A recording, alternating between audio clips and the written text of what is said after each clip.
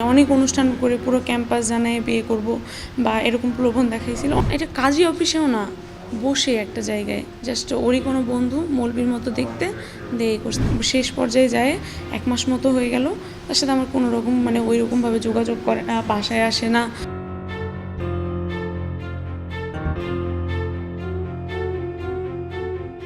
একে অপরকে পছন্দ করায় তা গড়ায় প্রেম ভালোবাসায়। পরিবারকে জানালে বিয়ে সম্ভব নয় এমন দোহাই দিয়ে রাজশাহী বিশ্ববিদ্যালয় শাখা ছাত্রলীগের আমির আলী হলের সহসভাপতি মমিনুল ইসলাম অনেকটা লুকিয়ে ছাপিয়ে রেজিস্ট্রি ছাড়াই এক হুজুরের উপস্থিতিতে বিয়ে করেন বিশ্ববিদ্যালয় পড়ুয়া এক ছাত্রীকে। স্বামী স্ত্রী পরিচয়ে তারা নেন বাসা ভাড়া। 4 মাস একসাথে থাকার পর সেই বিয়ে অস্বীকার করে লাপাত্তা হন স্বামী মমিনুল। সম্পর্কে টানাপোড়েনে মানসিক যন্ত্রণায় রোববার আত্মহত্যা করতে ভাড়া বাসায় গলায় ফাঁস দেন ওই ছাত্রী। বাড়ির লোকজন বুঝতে পেরে তাকে উদ্ধার করে হাসপাতালে ভর্তি করে। এটা কাজী অফিসেও না, বসে একটা জায়গায় ক্যাম্পাসের মধ্যে বসে জাস্ট ওরই কোনো বন্ধু মৌলবীর মতো দেখতে দিয়ে করছে। তাছাড়া কোনো রকম কোনো কাগজপত্র নাই, কোনো কিছু নাই, কিচ্ছু না। পরিচয় হওয়ার কিছুদিন পর থেকেই তার সাথে আমার একটা ভালো সম্পর্ক তৈরি হয়। আস্তে আস্তে আমরা ঘুরি ফিরি, একজন আরেকজনের সাথে বাইরে যাই, ঘুরে ফিরে মিশি।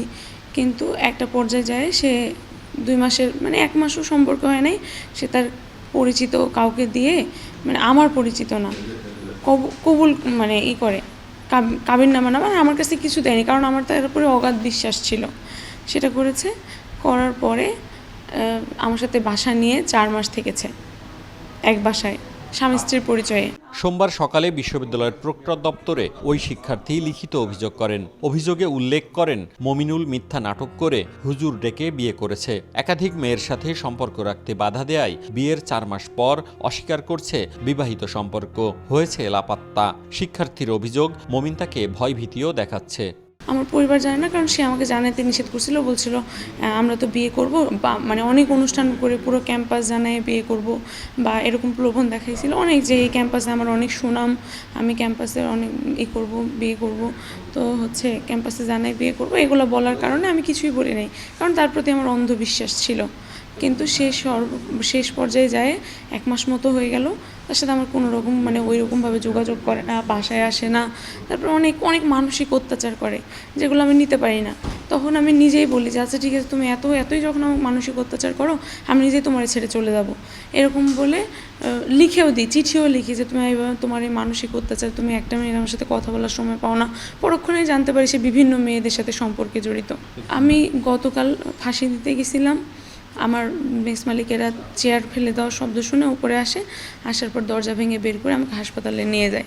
এই যে তারপরে এই অবস্থায় আমি সোজাই এখানে আসি, কারণ থানায় থেকে আমাকে বলেছিল প্রক্টর স্যারের সাথে দেখা করতে বা স্যারের কাছ থেকে জেনে স্যারের কাছ থেকে সমস্ত ডিটেলস নিয়ে থানায় যেতে। যার কারণে আমি শুধু চাচ্ছি যে ও যে এগুলো করলো, যে অন্যায়গুলো করলো, সে অন্যায়ের একটা বিচার চাই। মমিনুলের বক্তব্য জানতে বিশ্ববিদ্যালয়ের কৃষি অনুষদের ফিশারিজ বিভাগ ও তার আবাসিক হলে গেলেও পাওয়া যায়নি। বিশ্ববিদ্যালয় প্রশাসন জানিয়েছে তারা লিখিত অভিযোগটি তদন্ত করে আইনগত ব্যবস্থা নেবেন। এই ধরনের বিষয়গুলো আমরা সাধারণত উভয় পক্ষে শোনার চেষ্টা করি এবং জানার চেষ্টা করি কি ঘটেছে আর কি। তারপর আমরা চেষ্টা করি যে তাদের ভিতরে কোনো এখানে বসা যে তাদের ভিতরে একটা মিল বা কোনো কিছু একটা করে দেওয়া যায় কিনা প্রাথমিকভাবে। তো সেটা যদি না হয় তখন আমরা থানায় পাঠাবো, থানায় মূলত থানা তখন অভিযোগ নেবে, যেহেতু আমাদের বিশ্ববিদ্যালয়ের ছাত্র জড়িত আছে, সেক্ষেত্রে আমরা চেষ্টা করি যে এটা সমাধান করা যায় কিনা এখানে বসে আর কি।